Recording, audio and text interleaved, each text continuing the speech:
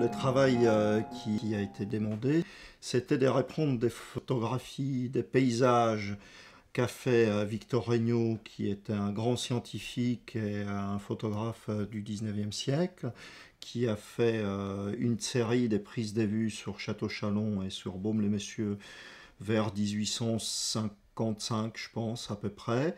L'idée, c'était de remontrer ces paysages 150 ans plus tard, photographiés avec la même technique.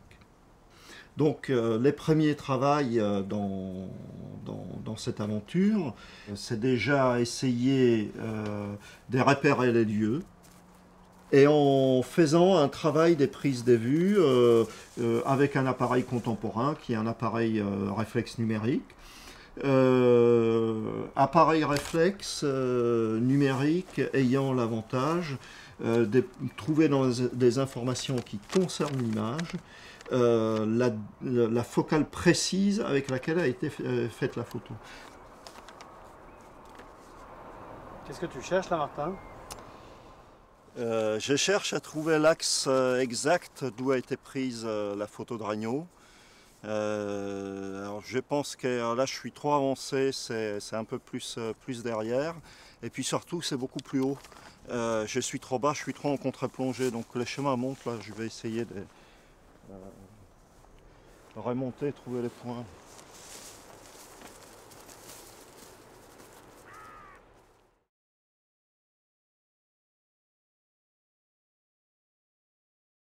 Donc moi, ça m'a permis de tourner autour et de faire déjà ces premiers travaux d'approche et essayer de superposer donc ces images par rapport aux images des Regnault qui sont légèrement plus grands et essayer de chercher des points de correspondance. Et je suis un tout petit peu plus haut parce que si je m'aligne sur ces points, ces maisons descendent un tout petit peu plus bas.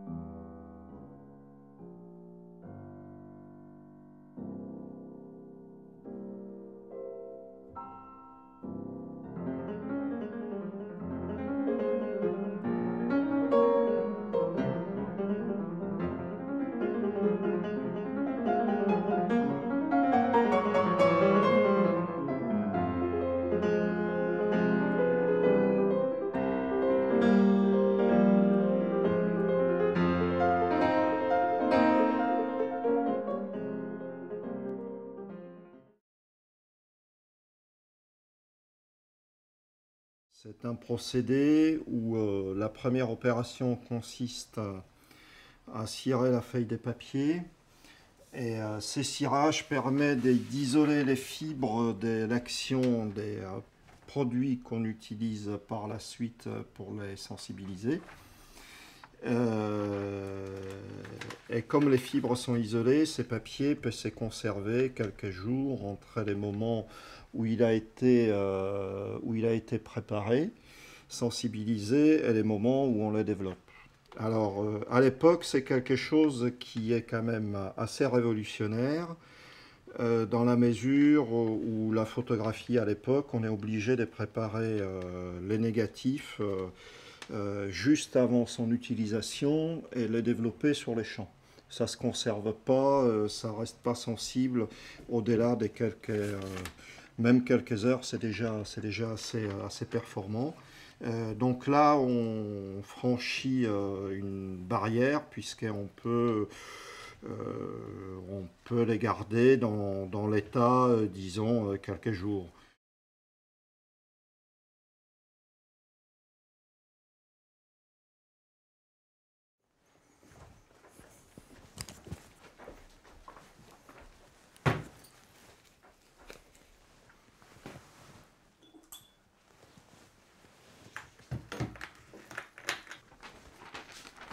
Voilà, donc là c'est la feuille qui a été préparée auparavant, qui a été encollée iodurée. Là, je suis en train de la sensibiliser, donc il y a une réaction qui est en train de se produire sur la feuille et je vais obtenir du iodure d'argent qui va être photosensible. Voilà, donc la feuille elle est sensibilisée. Là, je vais reprendre et puis je vais la rincer, puis après je vais la mettre à sécher.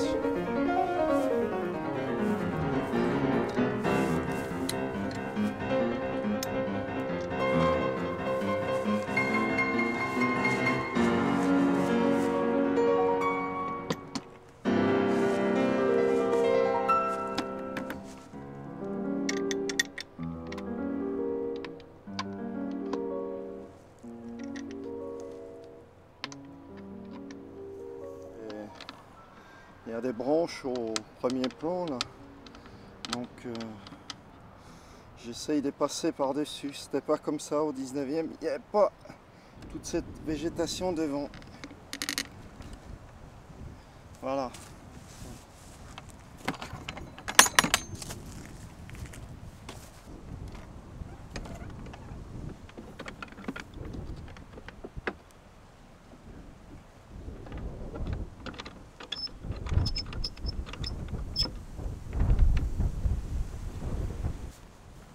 Et le vent, ça dérangera pas?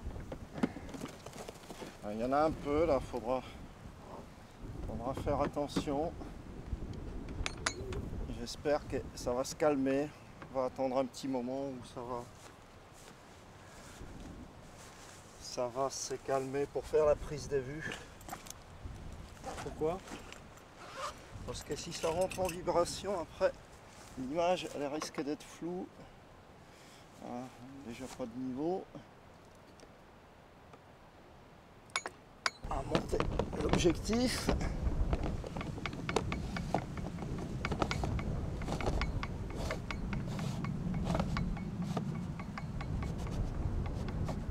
Ces genres d'objectifs sont quand même très difficiles à trouver.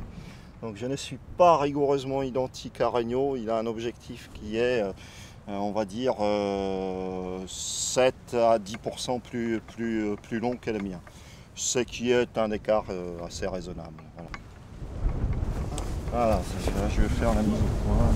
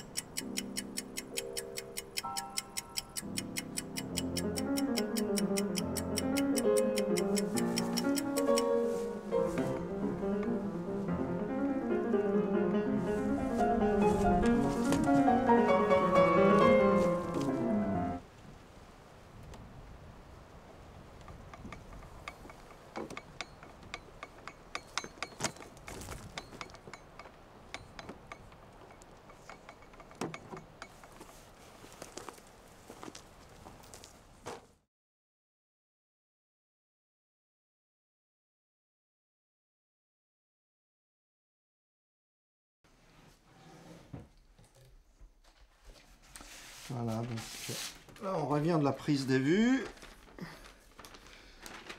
on va développer. Donc il n'y a rien sur la feuille de papier, c'est une image qui va apparaître avec du développement uniquement. Et ce développement peut prendre plusieurs heures. Donc on va agiter un peu au début. Le moteur va tomber en panne.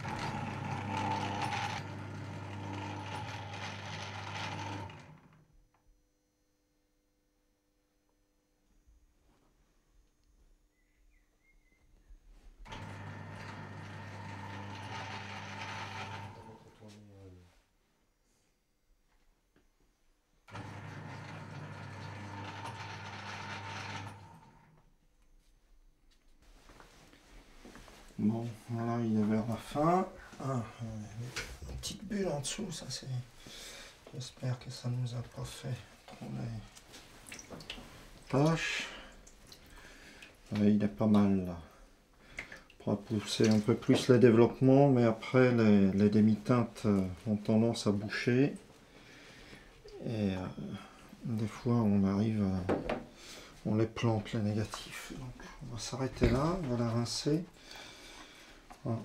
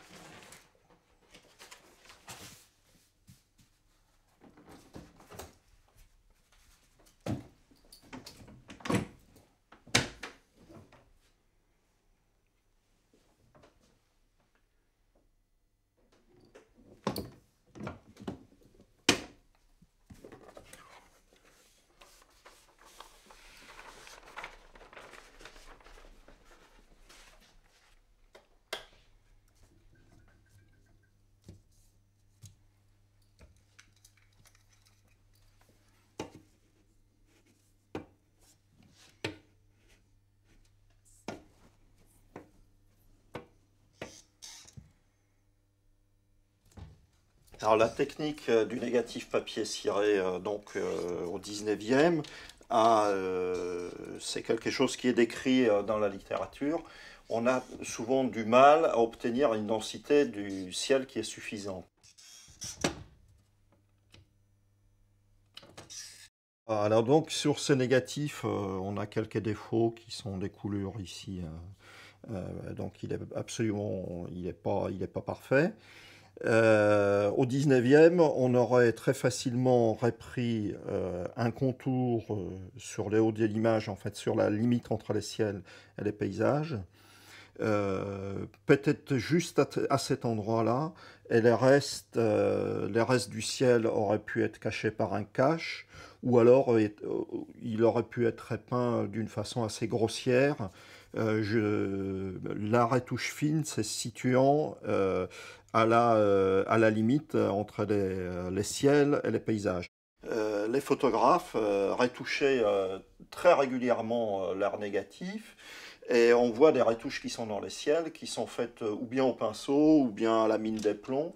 C'est quelque chose qui est très répandu. Et ce qui est vraiment remarquable, c'est que comme à cette époque-là, beaucoup des photographes ont une formation initiale des peintres, ils sont extrêmement adroits pour retoucher. Et il y a des négatifs du 19e, on peut les voir 10 fois avant vraiment de voir où se situe la retouche. Et certaines retouches, si on les abstrait de l'image, ça fait presque une aquarelle.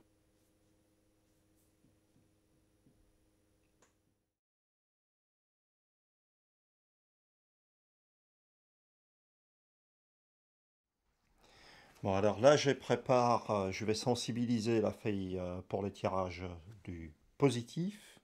Donc c'est un papier beaucoup plus épais que pour le négatif, parce qu'on n'a pas besoin d'être transparent. Ces papiers a déjà été trempé dans du sel de cuisine, c'est pour ça qu'on appelle ça du papier salé. Maintenant, ça va être sensibilisé sur un bain d'argent. Voilà, donc l'opération consiste à l'imprégner que d'un côté.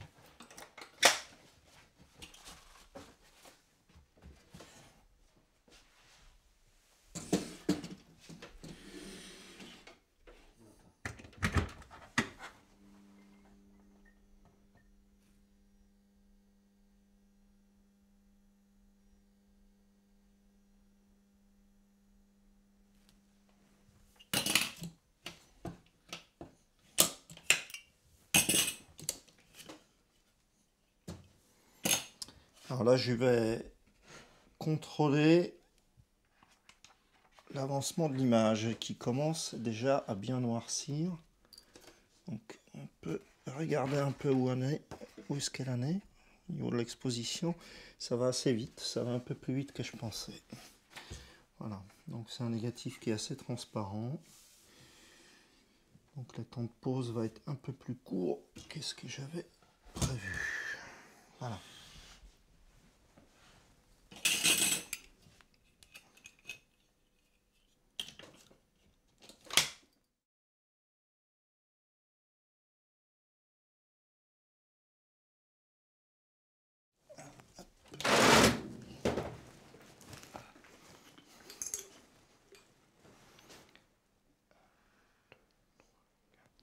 Qu'est-ce que c'est la mixture là, Martin? Qu'est-ce que tu prépares? 10, 11, 12, 13, 14, 15. C'est du chlorure d'or. Voilà, ça va être un virage, un petit virage à l'or. Voilà. Donc ça c'est bon, ça c'est prêt. Donc on va sortir les tirages.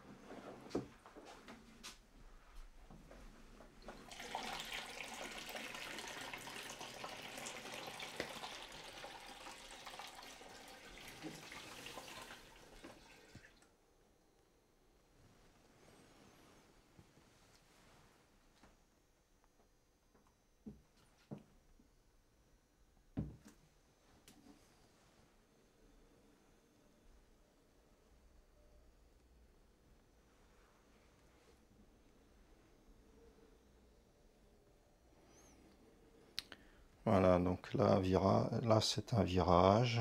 Ça va prendre quelques minutes. Ça va modifier la couleur et déposer dès lors sur l'argent, ce qui va assurer une stabilité de l'image. Je trouve ça assez magique, ces moments du virage et du fixage, parce qu'on a une image qui sort après l'exposition, hein, et on voit dedans certaines choses, et puis on découvre dans les tirages au fur et à mesure du traitement entre les virages et les fixages, on découvre des détails qu'on n'a pas forcément vus. Et des fois, je suis surpris parce que même par rapport au négatif, c'est des détails qui sont très discrets sur les négatifs et qui en fait apparaissent d'une façon assez visible sur les positifs. Et donc, on a un point de départ. Après, c'est un peu l'expérience qui fait. C'est pas un peu, c'est complètement l'expérience qui dit où on va arriver. Alors là, je vais mettre l'image dans les fixateurs. Et il va y avoir un changement de couleur assez rapide qui va intervenir. Voilà, on va repasser vers des tons beaucoup plus rouges.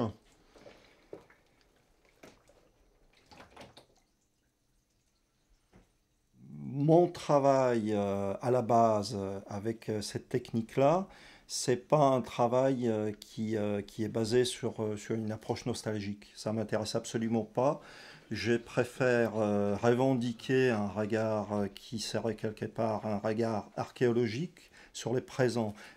Induire un décalage, justement parce qu'il y a des réminiscences par rapport à un certain type d'image, et troubler les spectateurs, le regard du spectateur, justement, sur la difficulté de se situer à l'endroit où il est, sur la chose qu'il regarde.